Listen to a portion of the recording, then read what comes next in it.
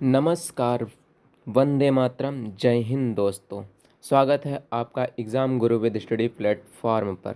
भैया आज हम देखते हैं 20 मई के करंट अफेयर्स को। तो भैया हमारा फर्स्ट क्वेश्चन है, हाल ही में वर्ष 2023 में किस दिन राष्ट्रीय लुप्त प्राय प्रजाति दिवस मनाया गया है?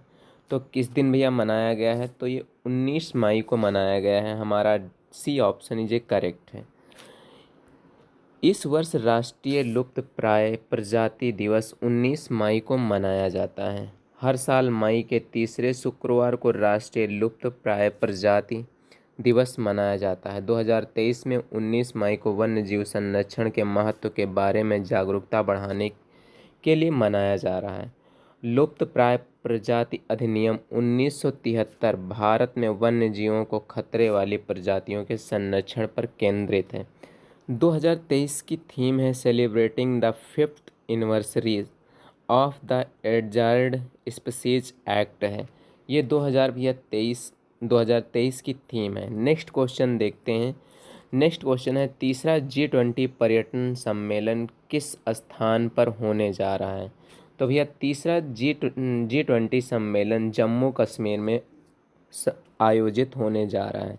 अब इसके बारे में जान लेते हैं। मई 2023 में जम्मू कश्मीर में श्रीनगर में तीसरा G20 पर्यटक बैठक आयोजित की जाएगी। तीसरी G20 टूरिज्म वर्किंग ग्रुप की बैठक 22 से 24 मई तक श्रीनगर के जम्मू कश्मीर में आयोजित की जाएगी।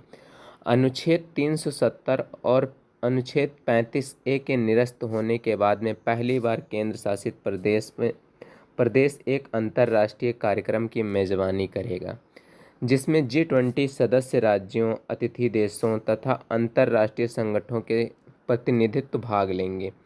कार्यक्रम सत्र के दौरान G20 प्रतिनिधि एक संभावित रोड मैप पर चर्चा करेंगे, जो पर्यटन क्षेत्र में सतत विकास के लिए 2030 से एजेंडा से जोड़ेगा।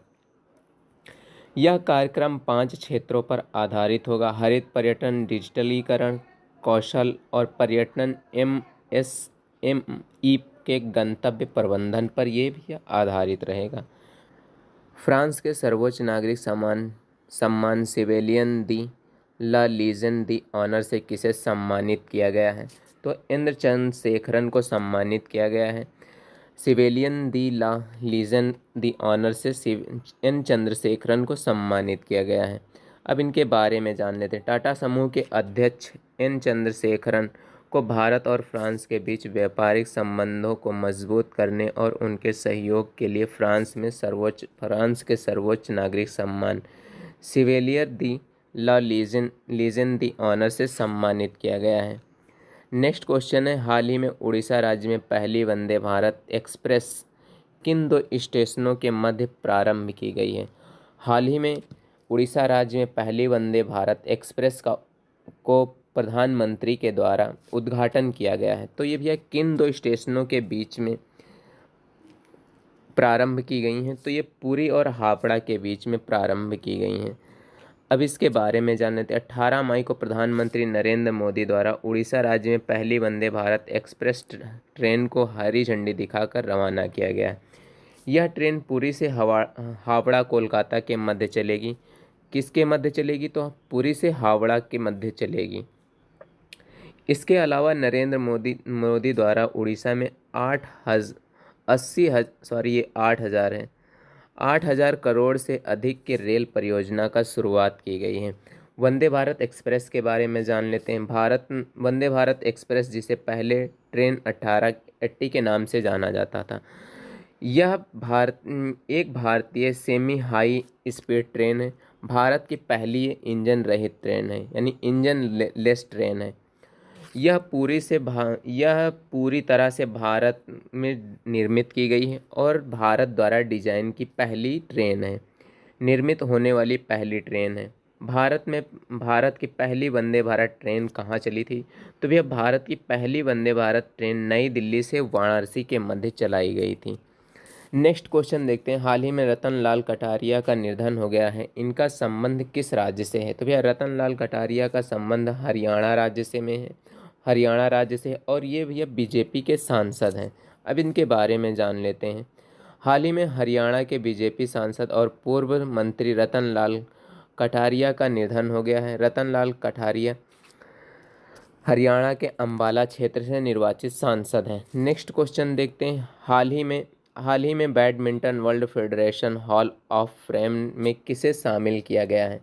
तो हॉल ऑफ फेम में किसे शामिल किया गया है? तो भैया लिन लिन डेन को और ली चोंग वेई को भैया शामिल किया गया है। हमारा ऑप्शन भैया ए और बी दोनों करेक्ट है, यानी हमारा ऑप्शन डी करेक्ट है। अब इनके बारे में जान लेते हैं।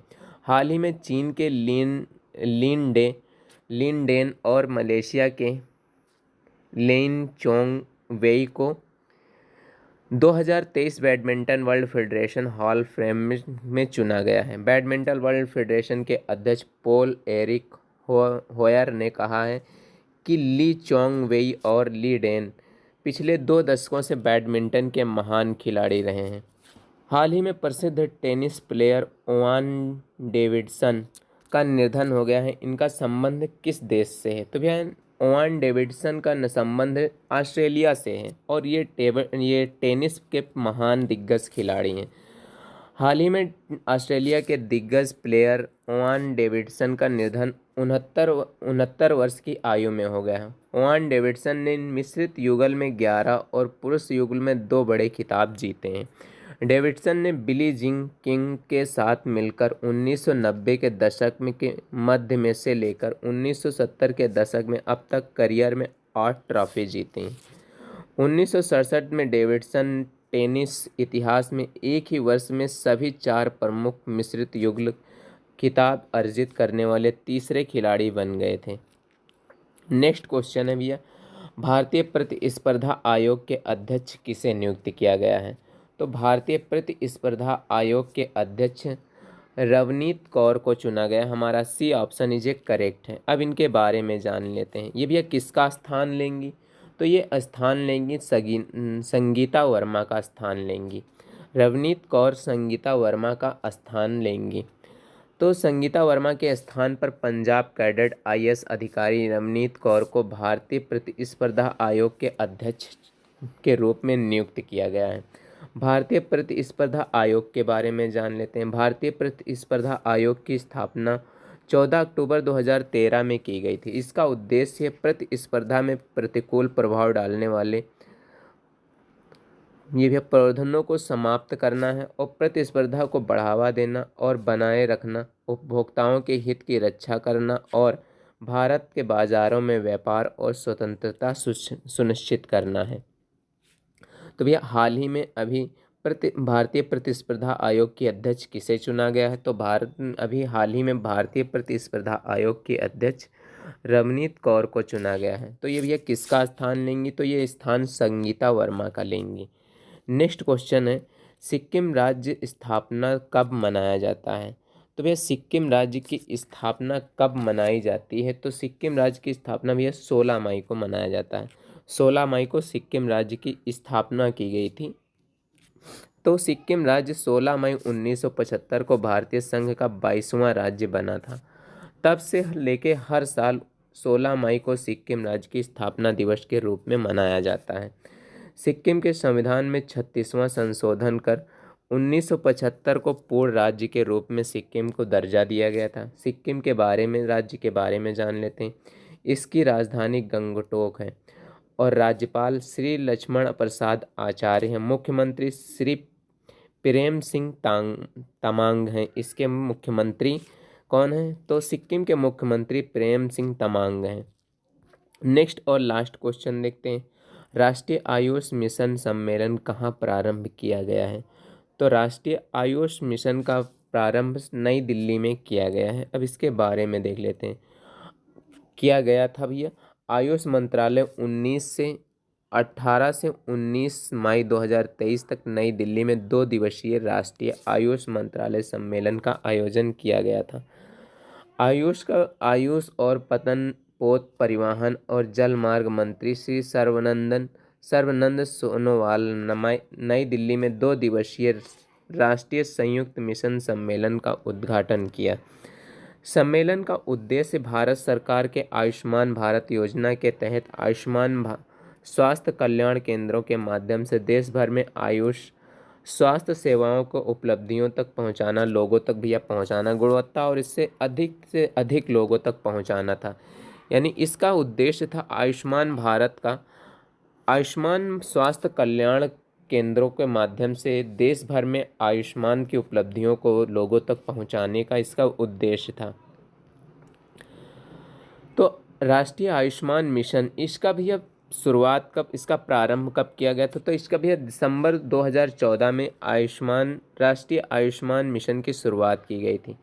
इस मिशन को सितंबर 2014 में स्वास्थ्य और परिवार कल्याण के तहत आयुष्मान विभाग द्वारा प्रारंभ किया गया था। यह मिशन देश के विशेष रूप से कमजोर और दूर दराज के क्षेत्रों में आयुष स्वास्थ्य सेवाएं प्रदान करने के लिए प्रदेश में सरकारों के साथ मिलकर कार्य करता है। जो राष्ट्रीय आयुष्मान मिशन है ये राज्य सरकार और केंद्र सरकार दोनों से भी मिल के काम करता है। तो भैया आज के हमारे सारे क्वेश्चन कंप्लीट हो गए हैं। मिलते हैं नेक्स्ट वीडियो के साथ में, तब तक के लिए जय हिंद दोस्तों।